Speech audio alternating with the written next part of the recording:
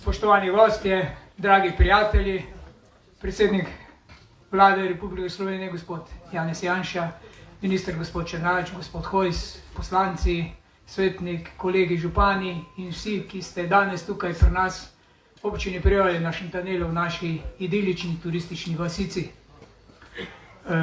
Lepo vas pozdravljam v svojem imenu in imenu vseh tistih, ki želimo, da se ta država, občina, država in država razvijata v korist vseh nas. Ne samo za nekatere, ampak za vse nas. V občini sami je vidno ta odnos. Mi imamo prvič po dolgem času pravega sogovornika. Naš sogovornik je vlada in so ministrstva. V preteklosti smo imeli velike težave, kar se tega področja tiče. Že prejšnji predsednik vlade, ko je bil še župan, je napisal en dopis, ko sem rekel, da v tistem trenutku podpišem to, kar je on zahteval za občine. Ko je postal predsednik vlade, smo na kongresu brali tisti njegov dopis, s katerim smo se vsi strinjali.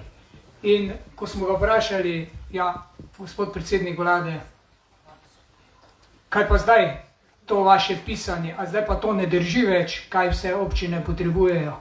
Ja, je rekel, veste, prej sem bil župan, zdaj sem predsednik vlade, zdaj moram gledati celovito, moram gledati tudi na druge stvari, občine imate dovolj denarja, vidim po proračunu. Tak je bil odgovor, mislim, da bo Franjo potrdil po četrtku, ko je bilo na kongresu občin. In pravzaprav zato smo izjemno veseli tega odnosa do občin, do pokrajin, do regij. In vidi se na terenu, delamo, resnično delamo. Imamo zdaj skoraj večje težave z izvajalci, da dosegajo roke, kot pa z samimi finančnimi sredstvi. Čeprav s tem seveda moraš imeti pripravljene projekte, da lahko kandidiraš, da lahko si uspešen na projektih in da lahko delaš. Kdor dela, kdor pripravlja stvari, ima polno dela, zdaj se nima časa ukvarjati z takimi in drugimi zgodbami.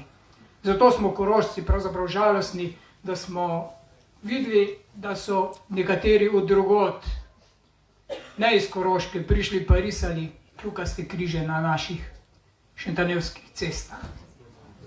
Poznate zgodovino, veste, da je bila Koroška priključena leta 1941 k Tretjemu rajhu. In kdo je takrat nosil kljukaste križe, svastike?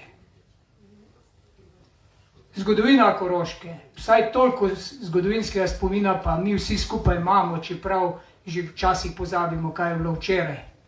Vemo, kaj je Koroška dala v narodno-osvobodilnem boju do 45. leta. Vemo, kaj je Koroška dala v obdobju od 45. leta do 90. leta. Koliko družin je bilo izseljenih tu iz kmetij blizu mej, zaradi takih ali drugih zgodb. So izgubili svoja premoženja, ker so bili obtoženi, da so spuščali ljudi čez mejo. Spomnimo se leta 90, Holmca. Poglejte, Holmec je edini mejni prehod, skozi katerega so naši državniki lahko hodili do osrednje Evrope, v evropske države. Nikoli ni padel. Zastava je bila na tleh samo v času, ko je mejni prehod gorel. Še ko je gorel, smo zastavo dvignili, da je slovenska zastava visela. Koliko žrtev smo dali, zato se res ne zaslužimo, da nekdo riše kljukaste križe, ker nas to vse skupaj boli. Zato je treba, dragi prijatelji, gledati naprej.